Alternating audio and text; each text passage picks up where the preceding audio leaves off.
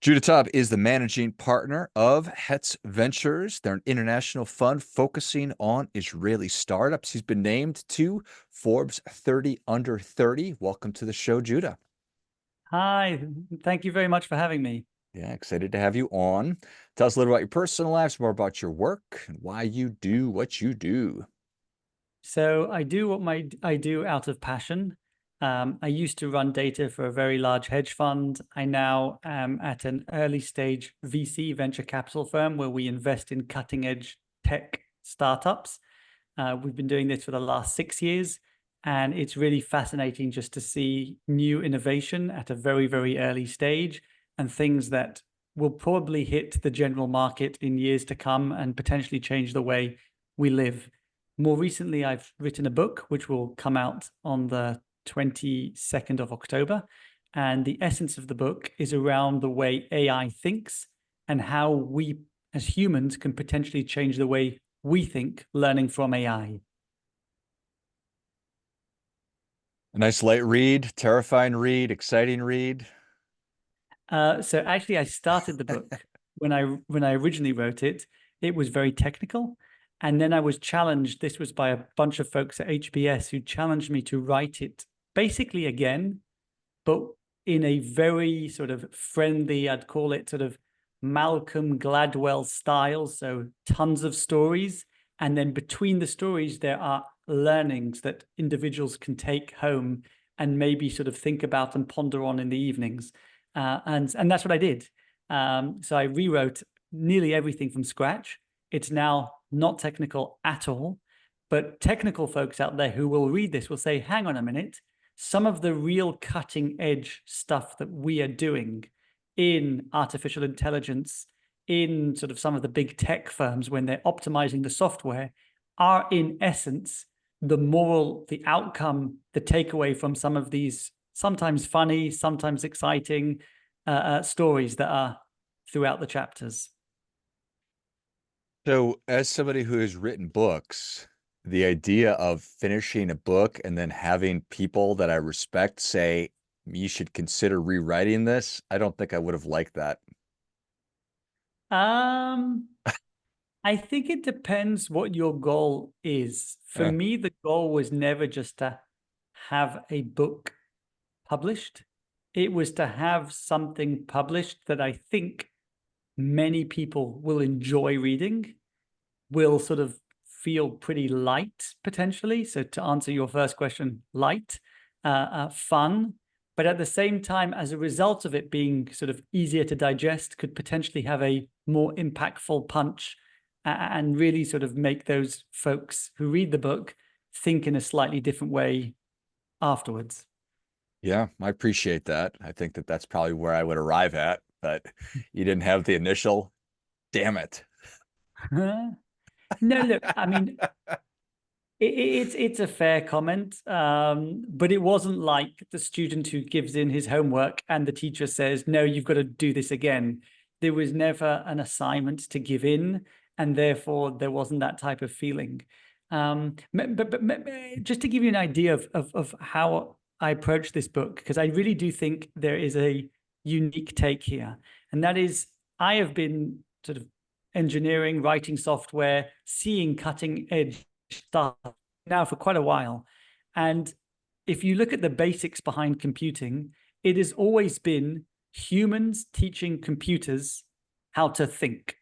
So the very, very basics of computers comes back to if and not, and some really, really basic sort of functions that for years and years computer scientists have built upon those. And what we really did was we told machines, this is how we computers think. We are now telling you, computer, software, algorithm, to think this way. And what we're now seeing with artificial intelligence is that computers are sometimes able to solve problems in a better way than humans are. And this is not because their computing power is so much vaster. I'm not talking about speed like a calculator. I'm saying they're coming up with more creative, innovative, unique perspectives on matters that we care about that we humans don't always think about that way. And so what I've tried to do for, I think, the first time is say, okay, what computing logic can we humans learn and maybe implement into the way we think about the world, into the way we make decisions? And I've done this around a very specific problem called local maximum, which I can explain in a moment. But I think it's very unique because it's one of those challenges that without realizing most humans run into, and really it affects their lives, their businesses, etc. Humans are not very good at solving it, and computers are pretty damn good at it. So that was really the focus, to be really friendly to the user, to give stories and show humans how they could do this like a computer. But for me, it's maybe the first book of what could be a future genre of here's interesting insights for how computers solve problems, which is, by the way, what chess players are now doing and Go players are doing. They're watching what move would a computer make and then learning themselves. It's really interesting for sure. How did you were just going through the course of your work, working with AI, trying to understand it, and a light bulb turns on. It's like, oh wow, I need to. There's really something here. Excellent question. What I do a lot of my time is I get to work with CEOs of startups. And as a board member and typically first investor, you are not dealing with the day-to-day challenges.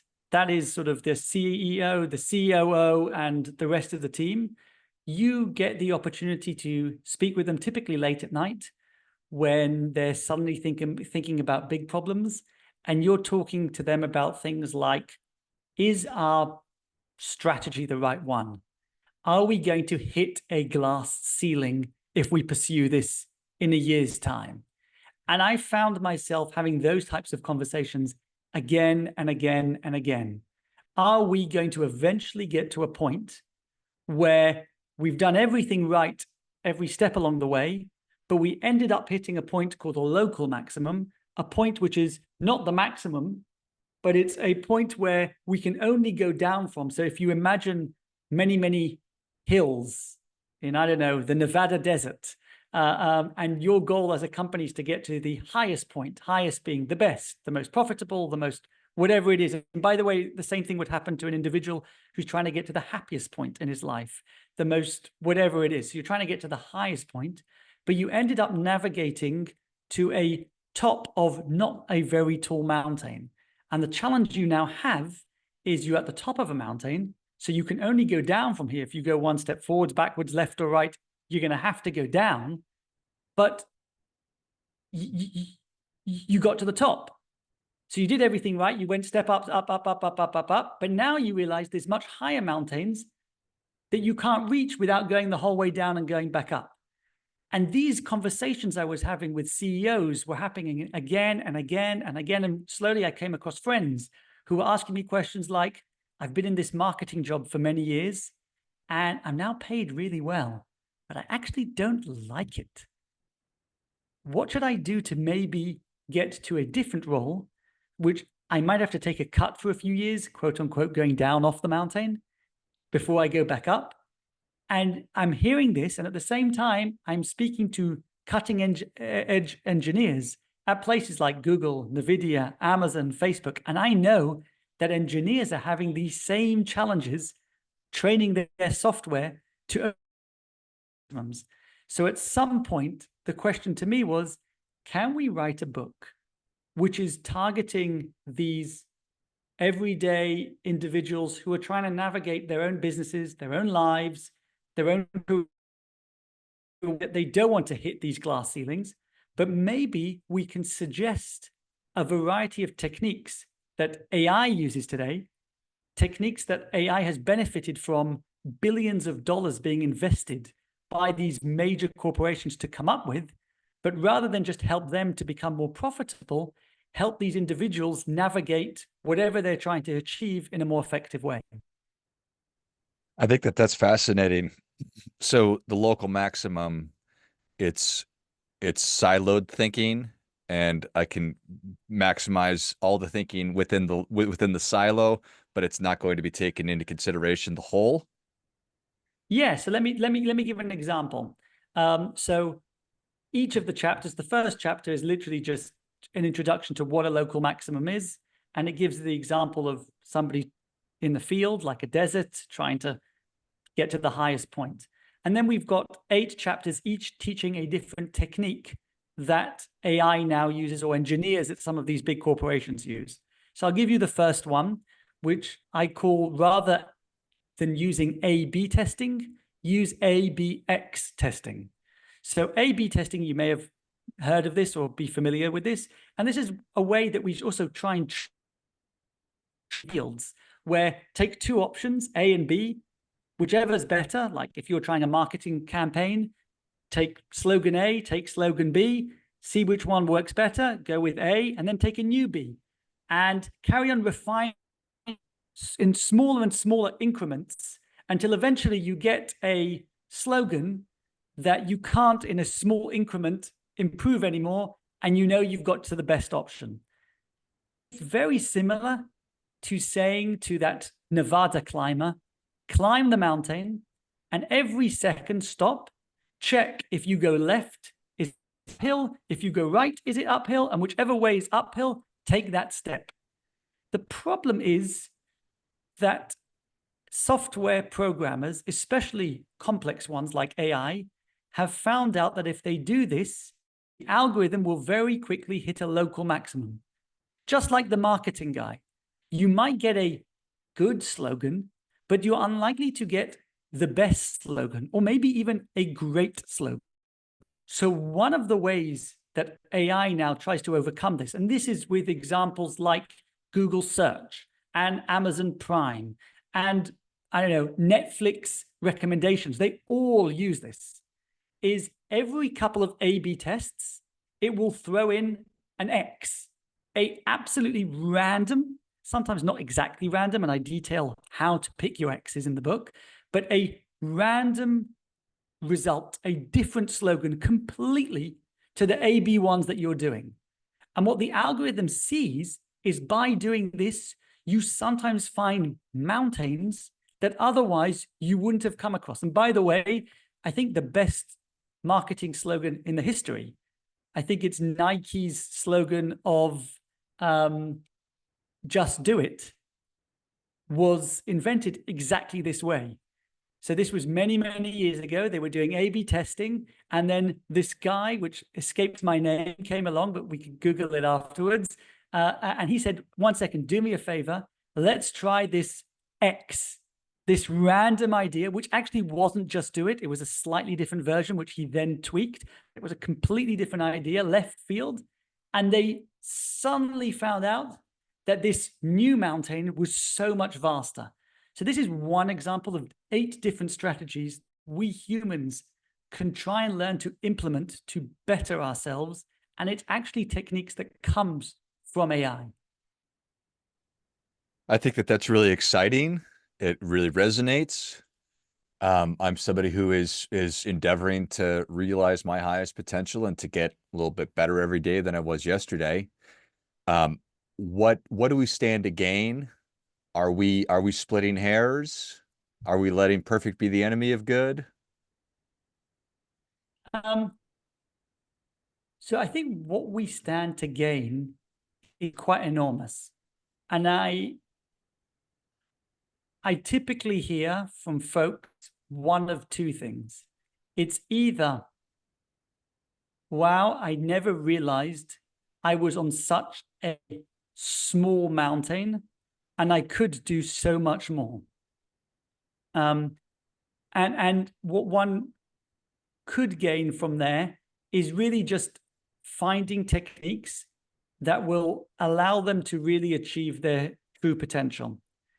And the second one is more tragic, which are typically from slightly older folks who then say, I didn't realize this, would have realized this earlier on. I could have potentially done so much more or been much happier or whatever they're trying to achieve.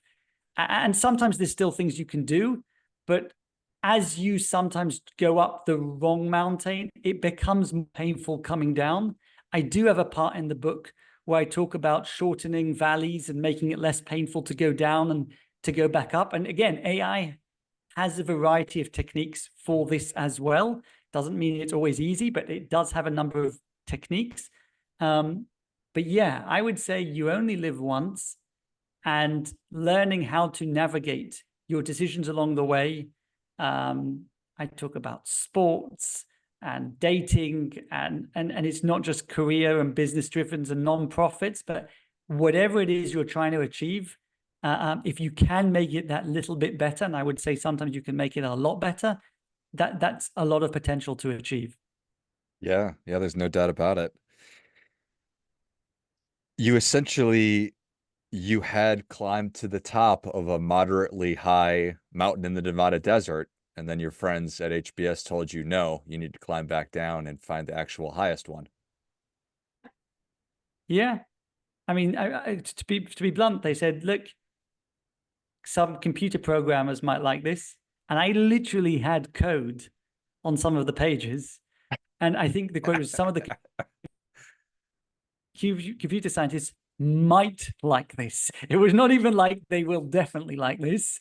But it was a great piece of advice.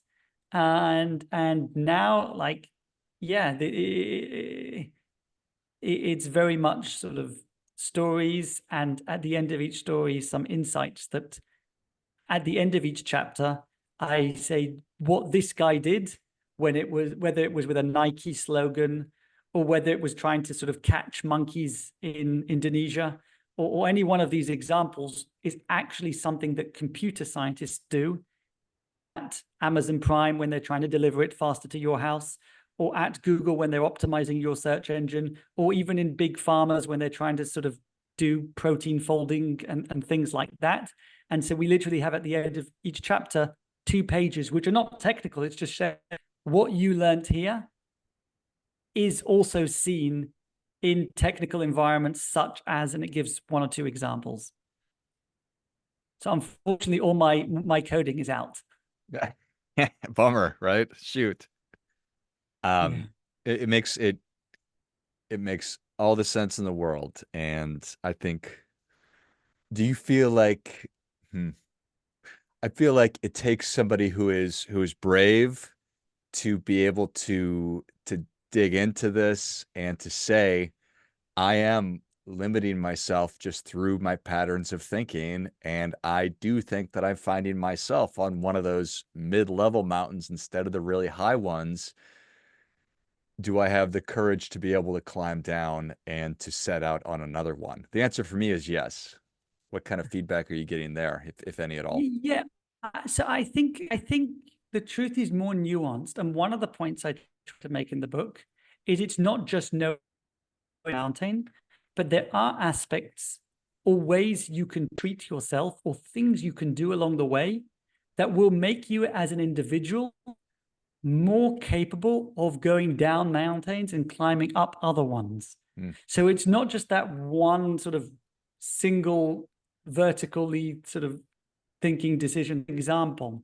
So one of the points I talk about is trading off between agility and muscle. And maybe to put it in a more sort of pictures environment, and in the gym, you've got sort of the guy who all that guy does every day is goes in and bench presses. And the goal of bench pressing is just to increase the weight.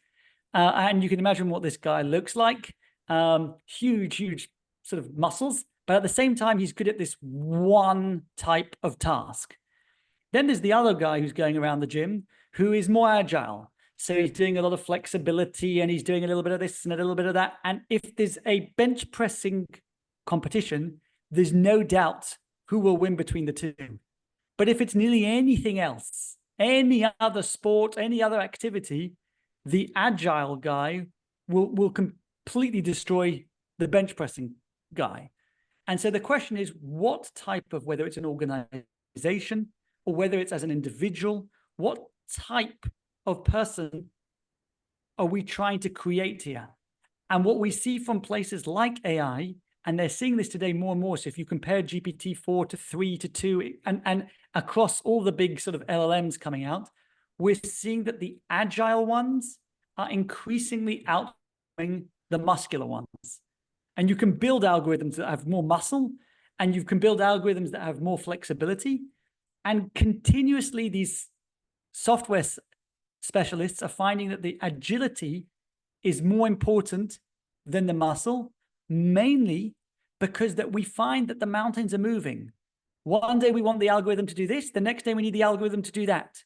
One day this was the main goal, and one day that was the main goal, and the agile ones are the ones that conflict between them. So when you think about what this means about us as individuals or organizations, there's a clear sort of set of instructions here. It's what are the elements that we are building that make us muscular in our organizations. It might be CapEx, it might be big infrastructure that we're investing in that might be really good at something narrow, versus how do we keep our skill set, our mind frame, our organization more agile so that when things change, we're able to more quickly adapt.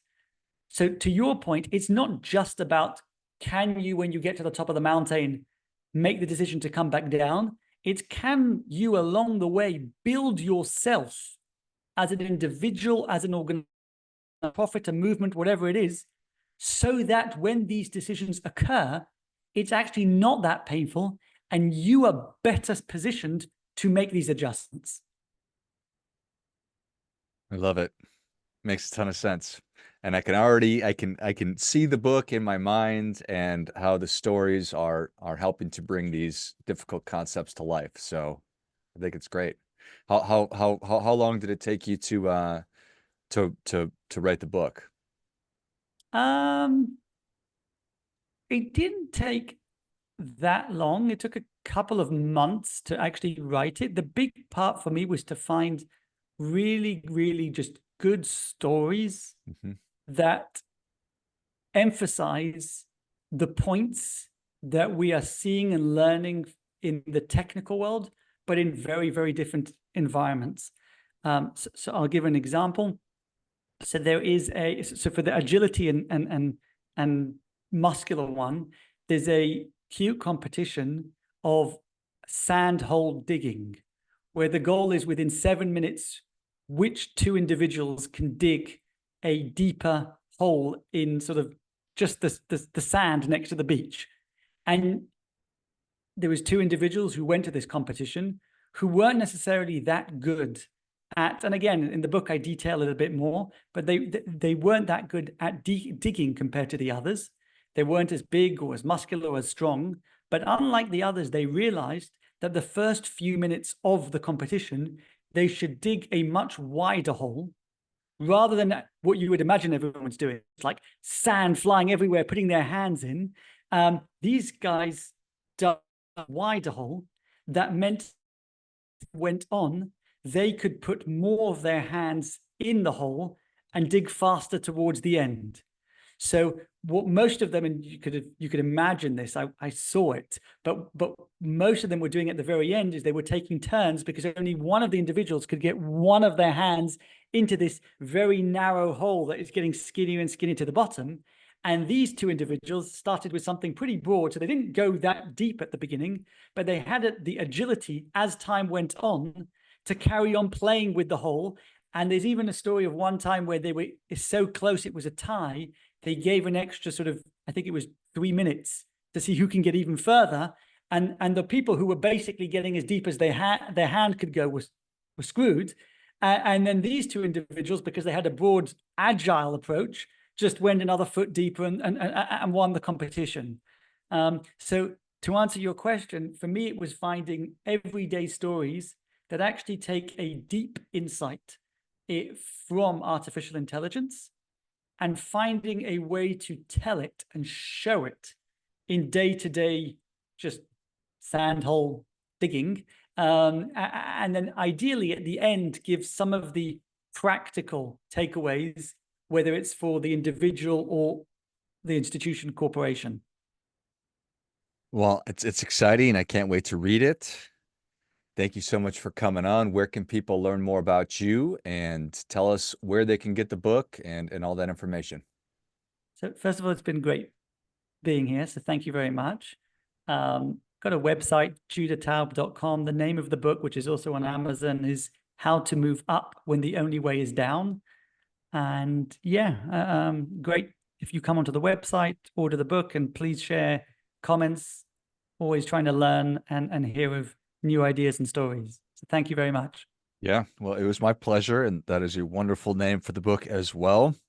So if you enjoyed this as much as I did, show Judah your appreciation and share today's show with a friend who also appreciates good ideas. Pick up your copy of How to Move Up When the Only Way is Down. And I know I'm excited to learn about some different ways to try to get my brain to process information and the idea of some different ways to think or different paradigms of thinking and taking some cues from our friends in the machine and computer world. I think that that's nothing but a good thing. And then go to Judah Taub, JUDAHTAUB.com and check out all other things that Judah is working on. Thanks again, Judah. Thanks so much. Till next time, remember, do your part by doing your best.